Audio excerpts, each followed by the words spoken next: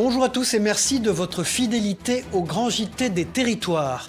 En ce début d'année nouvelle, toute notre équipe se joint à moi pour vous souhaiter une belle année 2025, avec pour mission de notre côté de continuer à vous faire découvrir l'actualité de nos régions françaises et d'outre-mer. Tout de suite, voici les meilleurs reportages du Grand JT des Territoires. Ceci est un boîtier pour faire parler les moules. Donc c'est de l'électronique qui va être relié, comme vous voulez le voir, aux animaux, avec donc ce type de micro-électrodes que l'on va fixer à l'extérieur des animaux sur les coquilles pour pouvoir mesurer en continu les micro-mouvements des animaux, puisqu'on descend au micromètre, donc c'est une extrême précision. Un câble remonte ensuite à la surface jusqu'à un autre boîtier afin de transmettre les données récoltées nuit et jour. Ce système ingénieux et non invasif, issu d'une technologie du CNRS, permet en fait de mesurer la qualité de l'eau en fonction du comportement des mollusques. On vient littéralement lire sur les lèvres des animaux. Et avec ça, on est capable de recréer leur rythme biologique, leur croissance, la vitesse de contraction de leurs muscles. Et ça nous permet de faire un bilan de santé, en fait, journalier des animaux, à distance, alors qu'elles sont sous l'eau et que nous, on peut être à quelques milliers de kilomètres de là. C'est l'animal 4, et on a ici un enregistrement sur toute la journée, où on voit l'animal qui était ouvert, qui va se fermer, qui reste fermé, et qui se roule ici. Si je zoome ici, par exemple, je vais pouvoir avoir l'enregistrement de tous ces mouvements. L'entreprise a vocation à s'implanter là où les risques de pollution sont importants, afin de prévenir la pollution marine. Le mécanisme est aussi plébiscité par les ostréiculteurs. Eux, c'est de toute façon augmenter, je dirais, leur productivité, s'ils le peuvent, en résolvant un problème qui est lié à la manipulation des poches à huîtres. C'est-à-dire que c'est un métier très pénible, aller manipuler les poches à huîtres. Molluscan Eye a déjà installé son système dans plus de 80 lieux en France et dans le monde. En Gironde, il devrait bientôt l'être dans le grand port de Bordeaux, mais aussi dans l'estuaire de la Gironde à proximité de la ferme-usine de saumon au Verdon. Et si vous deveniez testeur officiel de vos produits préférés? À Villepinte, des consommateurs du Club des Goûteurs se transforment en critiques culinaires. Box à domicile ou dégustation sur place, leurs avis permettent d'améliorer les rayons. Immersion dans ce club où le goût fait la loi avec Christophe Rigaud, regardez. Aujourd'hui, Corinne, Christian, David et Aurélie se sont transformés en consommateurs-testeurs. Ils ont été invités par une enseigne de la grande distribution pour déguster leurs produits. Foie gras, chocolat, jus de fruits, amandes, ils sont là pour goûter, mais surtout pour donner leur avis. Je trouve que le jambon n'a pas assez de puissance. Il n'est pas assez présent. Il y a trop de fromage. Mais c'est vrai qu'il faut le chercher, le jambon. On tente plutôt le fromage. Confiture de figues, il n'y a rien à jeter. Ah ouais, ça j'en prends tous les matins. Ouais. C'est marqué grillé ou pas? Pour l'amande, le grillé c'est mieux. Je suis complètement d'accord avec vous. J'ai goûté le jus de pomme et je suis agréablement surprise. On sent bien la pomme, il est très agréable, très frais. Ces consommateurs font tous partie du Club des Goûteurs de la marque Aldi. Régulièrement, ils reçoivent des box à domicile pour tester et évaluer les produits. Mais aujourd'hui, ils sont invités dans une des salles tests de la marque pour découvrir de nouveaux produits avec le même plaisir. L'intérêt, c'est de goûter des trucs que je ne m'offrirai pas, et puis il y a des produits que je n'achète jamais. Donc là, au moins, je vais pouvoir goûter des trucs. Dans le jus de pomme, j'en prends jamais. C'est des produits variés, des produits salés, sucrés, des produits au quotidien. Et j'aime bien goûter les bonnes choses. Verdict, c'est directement auprès d'un collaborateur du service communication de l'enseigne que nos goûteurs font leurs commentaires. Et ça, j'ai trouvé que c'était très bon. Tout le monde a bien aimé parce que tout le monde a piqué dedans et il y en avait 20. Mais je trouve que ça n'a pas beaucoup de goût le jambon. Il manque du jambon. D'accord. C'est une bonne info. C'est exactement ce type d'info qu'on cherche à avoir. Des commentaires très importants pour l'enseigne. Le fait d'avoir le client en face, ça nous permet de dire tiens, ça, c'est la priorité numéro 1. Ce produit-là, il faut le faire modifier dans ce sens-là. Donc ça nous permet surtout de prioriser nos axes d'action pour les prochains mois. On prend les informations, on traite les retours, et après on donne ça au service qualité et on fait évoluer nos recettes et tout le processus pour que nos clients après puissent être plus satisfaits de la qualité de nos produits. Depuis 2 ans, la marque a fait tester 350 produits et recueilli plus de 50 000 avis. Tout à fait autre chose, une couturière au grand cœur. Elle s'appelle Laurence et elle transforme sa passion pour la couture en un véritable projet solidaire. Elle met son savoir-faire au service de sa communauté. Découvrez son univers inspirant dans ce reportage de Fanny Savard pour notre partenaire 8 Mont-Blanc. Pieds sur la pédale et regard concentré, 6 couturiers en herbe se lancent dans l'élaboration d'une trousse de toilette. Pour les accompagner, Laurence Cadet. Cette passionnée de couture a lancé son auto-entreprise il y a 1 an et demi et enseigne la discipline aux enfants dès 5 ans. Et après, tu vas retourner pour coudre sur la couture que tu as déjà faite. Derrière ces ateliers de couture, c'est l'envie de partager sa passion aux plus jeunes qui l'animent, d'où ces ateliers hebdomadaires. Des activités qu'elle développe aussi pour des enfants atteints de troubles du comportement. Pour les enfants, les cours de couture, c'est arriver à utiliser ses mains. Et quand on utilise ses mains, ça calme le cerveau en fait. Et de ce fait-là, il y a moins de troubles de l'attention. Profondément altruiste, Laurence accompagne aussi bien les plus jeunes que les aînés. Ce vélo, c'est celui qui me sert pour me rendre au domicile des personnes. Basée à Lovani, la couturière se déplace dans un rayon de 10 km pour s'affranchir au maximum de l'utilisation de la voiture. Ce matin, c'est à Nonglard, chez Marie-Jeanne, qu'elle a rendez-vous. Au programme aujourd'hui, 3 pantalons et un manteau à retoucher qui permettent à la doyenne du village, âgée de 93 ans, de conserver sa garde-robe. Je croyais même pas que ça se faisait, j'ai dit, dis donc, surtout avec son vélo. D'adapter les vêtements, c'est ce qui permet à des personnes qui sont âgées, qui ont parfois des mouvements qui deviennent limités ou un équilibre qui est limité, de continuer à porter leurs vêtements. Au travers de ces rendez-vous, c'est surtout l'échange avec les personnes âgées qui prime. D'après les statistiques, l'isolement touche près du quart des seniors de plus de 75 ans, quand de nombreux jeunes sont en quête de logement. Alors la solution, la colocation intergénérationnelle. Un dispositif qui résout les problèmes de chacun et qui permet surtout de créer du lien entre 2 générations. Dans le Morbihan, une jeune association met en relation des jeunes de moins de 30 ans avec les personnes âgées. C'est un reportage de Karine Chevrolier pour TBO, la chaîne du groupe Le Télégramme. Bonjour! Bienvenue chez René et aussi chez moi et Quentin, mon colocataire. Mais aussi Onyx, le chat. Tous vivent dans cette maison à Saint-Avé. La colocation intergénérationnelle, René, 82 ans, la pratique depuis 20 ans.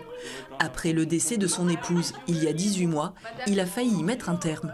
C'eût été une bêtise d'arrêter parce que je dis, je me retrouvais tout seul et là ça crée quand même une vie. Il y a des atomes crochus qui se sont immiscés dans notre vie quotidienne et ma foi, je les aime bien mes petits vilains.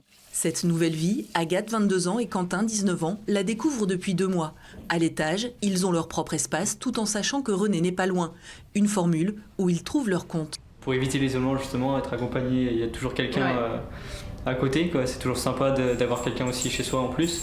Et puis d'avoir assez d'espace. C'est, je pense, quelque chose qui n'aurait peut-être pas été accessible si on n'avait pas eu... Ouais, c'est assez grand quand même, on a de la chance que ce soit assez grand. Les 3 colocataires n'hésitent pas à partager des moments ensemble. Et le caractère de l'octogénaire ne laisse pas les étudiants indifférents. Il est haut en couleur. Hein. Ouais. On essaie de partager un peu de temps ensemble et... Ouais, on s'entend bien. Ouais. On a eu de la chance, je pense. La rencontre s'est faite grâce à l'association Ensemble de Générations. Après un peu plus d'1 an d'existence, elle compte une vingtaine de binômes sur le Morbihan. Ils restent chez eux. Ils restent autonomes chez eux, avec de la vie chez eux. Et les jeunes apportent de la gaieté à la maison. C'est pas une location d'ailleurs, c'est vraiment créer du lien social entre un jeune et un senior. 3 formules d'hébergement sont possibles, de la gratuité avec présence régulière à une contribution financière de 300 € et des moments de convivialité. Et alors que les départements s'inquiètent des coupes budgétaires imposées par l'État, certaines écoles, elles, innovent pour répondre à la hausse des effectifs. C'est le cas à Sulniac, en Bretagne, où les enfants suivent leurs cours dans une yourte depuis la rentrée. Une solution originale et pratique pour répondre à la demande d'espace, tout en offrant une expérience pédagogique unique. Un reportage d'Eva Thomas pour notre partenaire TBO, la chaîne du groupe Le Télégramme. C'est la fin de la récré pour ces élèves de petite et moyenne section de l'école Saint-Jean-Baptiste à Sulniac. Retour en classe, ou plutôt dans la yourte. Est-ce que c'est mieux d'être dans une yourte que dans une salle de classe? la yourte. Cette année, le nombre d'élèves dans l'école a augmenté. Face au manque de place, l'école a dû trouver rapidement le moyen d'accueillir tout le monde. Alors, la yourte s'est imposée comme la solution idéale. En termes de coût, c'était pas beaucoup plus cher qu'un préfabriqué. Tout équipé, elle était à 65 000 €, la yourte de 80 mètres carrés. Et on pourra éventuellement la revendre ensuite quand les travaux sont terminés ou après, si on veut la pérenniser, faire toutes les démarches administratives pour vraiment l'implanter définitivement. Au-delà de ses avantages financiers, la yourte a séduit l'équipe enseignante pour ses valeurs écologiques. Proche de la nature, proche des enfants, on est très attentif aussi au rythme des enfants. Et c'est vrai que la yourte correspondait bien à ces envies et à notre thème d'école. En Bretagne, l'utilisation de la yourte comme salle de classe prend de plus en plus d'ampleur. Aujourd'hui, dans la région, 7 écoles ont opté pour cette solution. Le mouflon de Corse a failli disparaître en 1950, mais il fait désormais partie des mammifères protégés depuis un arrêté ministériel de 2019. Face à la diminution inquiétante de l'espèce, le Parc national régional de Corse a mis en place un élevage en enclos. Depuis 3 ans, plus de 50 mouflons ont pu être relâchés dans la nature. Regardez ce reportage d'Alain Ricciardi pour Télépaésé. Regardez.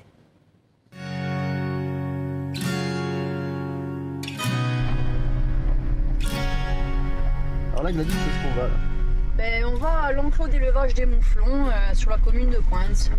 On prend la piste qui mène à l'enclos. Alors en fait, ils ont mis ces mouflons en enclos donc en 2004 pour faire un élevage parce qu'il y avait un effondrement de la population de mouflons sur le massif de Baville et comme ils ne voulaient pas que l'espèce disparaisse, ils ont préféré mettre des animaux en enclos afin de faire un élevage et de pouvoir les relâcher par la suite en nature. Ça a été un succès, donc là en 3 ans on a lâché 52 mouflons sur le massif de Cagnes. Alors ça c'est un mélange spécial où il y a du pois cassé, de l'orge et du maïs. Donc c'est un complément alimentaire qu'on leur donne parce que comme ils sont dans un enclos, malheureusement, ils n'ont pas la ressource alimentaire nécessaire pour vivre. Donc on est obligé de leur amener un supplément. Et le seul moment où on peut les voir qui sont paisibles et qui ne partent pas en courant, etc.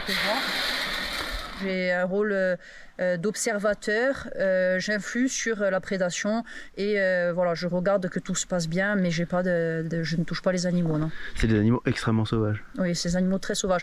On ne dirait pas parce que c'est dans des enclos, mais en fait, oui, ils ont gardé l'instinct sauvage. Mais comme ils sont habitués déjà qu'à une personne, à partir du moment où il y a d'autres personnes, d'autres odeurs, de suite c'est la panique et on les voit pas, quoi. Donc après, on les capture pour les relâcher donc dans leur milieu naturel. Que là, par exemple, il y a les mâles qui sont séparés des femelles car on est en période de naissance et comme ça on peut mieux les compter, mieux les suivre parce que c'est quand même des animaux sauvages donc c'est très difficile de les apercevoir. Ah oui, c'est une passion, c'est une fierté, des fois c'est un peu compliqué parce que c'est de l'animal sauvage, que c'est en extérieur, etc. mais c'est le plus beau métier du monde, oui.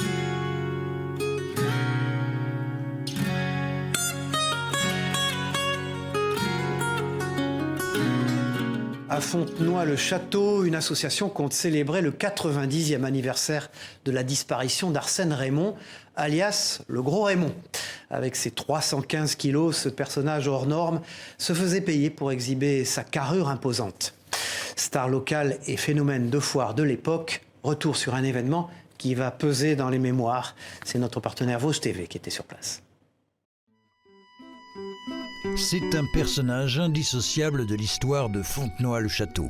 Et dans ce lieu d'art et d'histoire baptisé Le Balcon, l'association gestionnaire voulait lui rendre hommage à sa manière, avec en 2025 la création d'un événement autour du 90e anniversaire de la disparition, le 4 juillet 1935, de ce jurassien d'origine et qui vécut une grande partie jusqu'à la fin de sa vie. Ici, Arsène Raymond, plus connu dans le village sous le sobriquet du Gros Raymond. Il n'y avait pas à l'époque le Guinness, des records, mais il s'est autoproclamé l'homme plus gros au monde. Car avec ses 315 kilos, celui que l'on appelait encore le colosse jurassien était un étonnant personnage. Après avoir été garçon de café, marchand de vin ou vendeur de chaussures, il deviendra ce qu'il était encore convenu d'appeler à l'époque un phénomène de foire. Et c'est bien cela qui est à l'origine du projet qui sera mené par ces 2 artistes. Vanina habite à Fontenoy-le-Château et c'est la singularité de l'homme qui l'a marqué. Je pense qu'il ne subit pas sa différence physique, mais il la cultive, il la nourrit. Marion, elle est factrice de masques, de ceux qui en disent quelquefois plus long que ce qu'ils ne cachent. À la fois il cache, mais en même temps il révèle. Et c'est ce que je vais devoir faire, recréer la personnalité de cet homme par le biais de ce masque-là. Petit détour à présent du côté de cette fresque à demi effacée. Près de la première bachelière de France, Julie Victoire d'Aubier, figure Arsène Raymond entouré de deux autres phénomènes de foire, les nains d'Arceau, deux frères de petite taille, René, 1,10 m et Roger, 97 cm. Il faut savoir qu'il y a des descendants.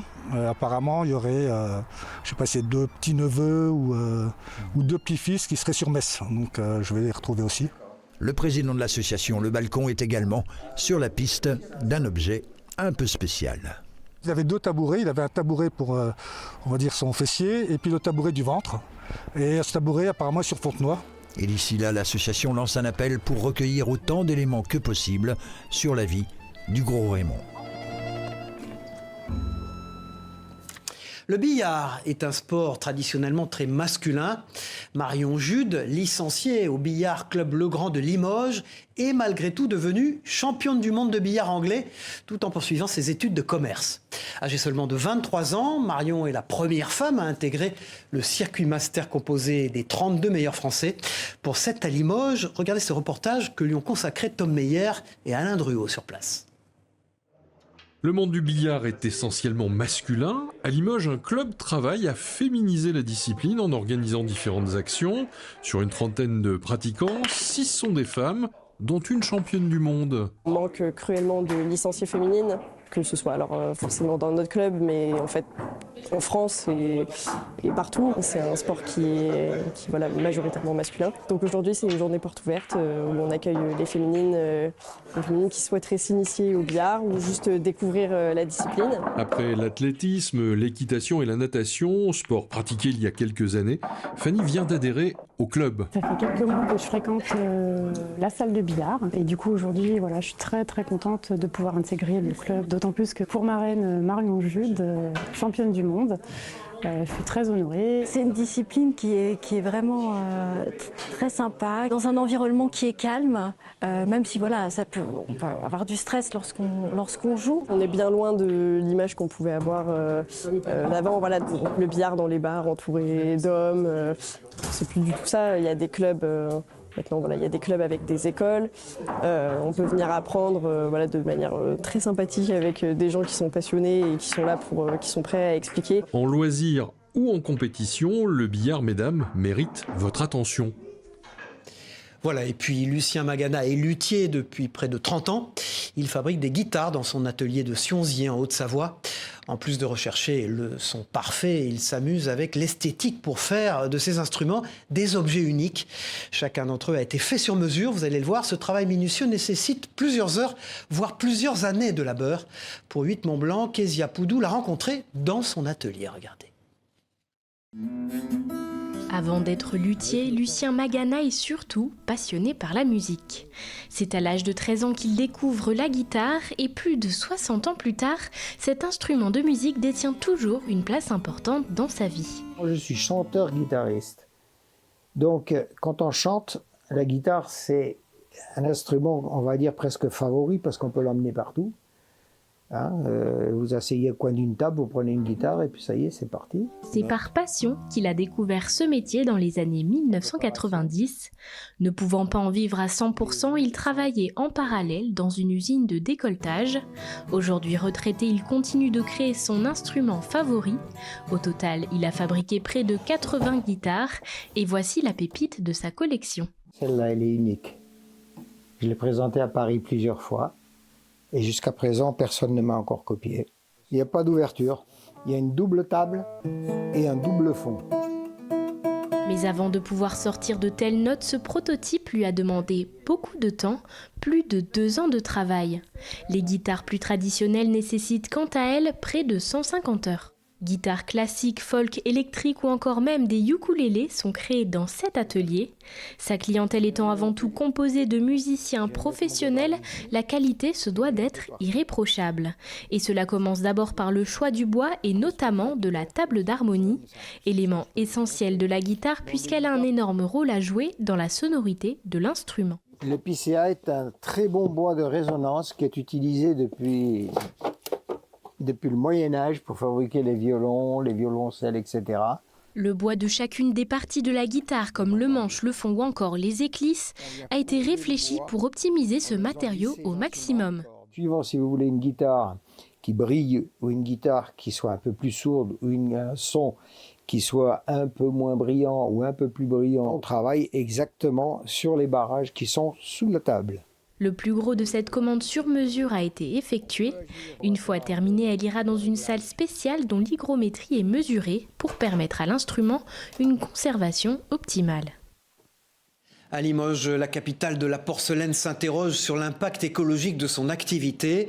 Les morceaux défectueux et cassés pourront à l'avenir être recyclés et réemployés dans des céramiques techniques pour l'automobile par exemple ou l'aviation, grâce aux recherches d'un ingénieur céramiste qui a travaillé sur le recyclage des déchets de porcelaine dans les manufactures. C'est un reportage de 7 à Limoges sur place. Partagé entre la manufacture de porcelaine Coquet et l'incubateur d'entreprise de l'Université de Limoges, Valentin Jaillat vient de mettre au point Sarah Shape, un procédé pour la réutilisation des déchets porcelainiers. Ça ressemble bien à une véritable révolution. À la fin d'un projet avec le laboratoire, où on n'a pas pu forcément industrialiser ce procédé à l'échelle du laboratoire, et donc on souhaitait la création d'une start-up pour converger naturellement vers un procédé comme ça qui soit industriel.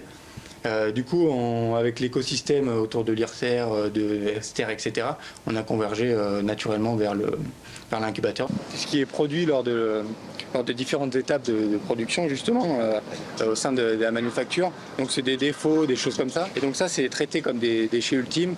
Donc, c'est des déchets qui sont enfouis la plupart du temps.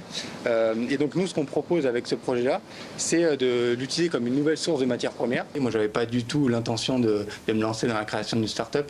C'est l'opportunité qui s'est montrée à moi et voilà, j'ai eu la chance de pouvoir travailler là-dessus. Et puis dans ce journal, un voyage dans le passé, direction Ancy-Dorneau, au cœur du château de Ronqueville, où Martine dévoile un musée privé dédié à son grand-père Marcel Rebouzet, préfet à la Libération et proche du général de Gaulle. Cet homme a marqué l'histoire de Metz, un lieu chargé de mémoire à découvrir avec notre partenaire Moselle TV. C'est à lui, à Marcel Rebouzet, que le général Walker remet les clés de la ville. Et pourtant, le préfet a été oublié des Messins et effacé de l'histoire pendant plus de 60 ans. Ami du maire de Metz Raymond Mondon et du général de Gaulle, il avait récupéré un département en ruine à la Libération. L'idée, c'est vraiment de mettre en lumière cet homme qui a été fondamental pour Metz et la Moselle. Il est resté à Metz de 1918 en tant qu'avocat à 1956, avec la période, somme toute très brève, de la préfectorale, donc 44-45, mais son influence sur Metz a été profonde.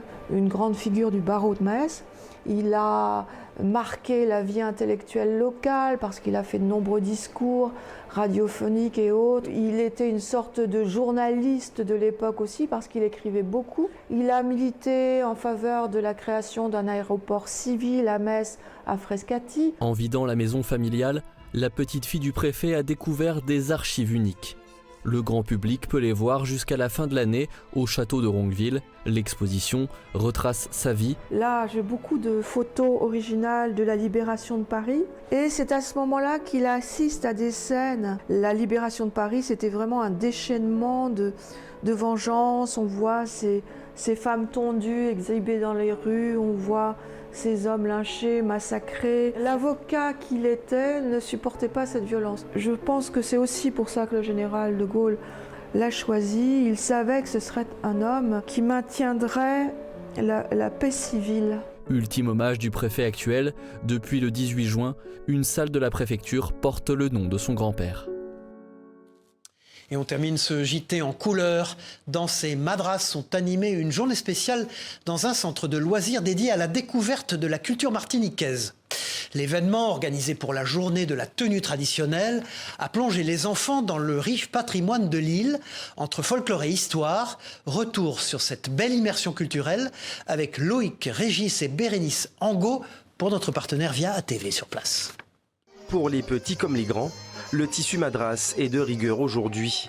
Les enfants de ce centre aéré de Fort-de-France répètent leur gamme sur des notes de Begin. Une mélodie qu'Emma et ses camarades connaissent maintenant par cœur. 1, 2, 3. Ils ont entre 2 et 10 ans, une jeune génération qui doit encore s'approprier les codes de son patrimoine culturel. Pour la directrice de cette structure, moderniser l'aspect du tissu emblématique est une des solutions. C'est important pour moi que le madras soit quelque chose qu'ils puissent porter au quotidien. Pour nous, c'est porter de beaux habits. Donc souvent, dans de grandes cérémonies, nous portons notre madras. Et là, on a montré aux enfants qu'on n'a pas besoin forcément des grands jours pour sortir du madras. On peut faire un arrêt-tête, on peut porter un jupon, etc. C'est magnifique parce que c'est ça notre cible. Montrer à la jeunesse, montrer aux petits que nous avons une tenue traditionnelle comme les Normands, les Bretons. Et ils vont en être fiers.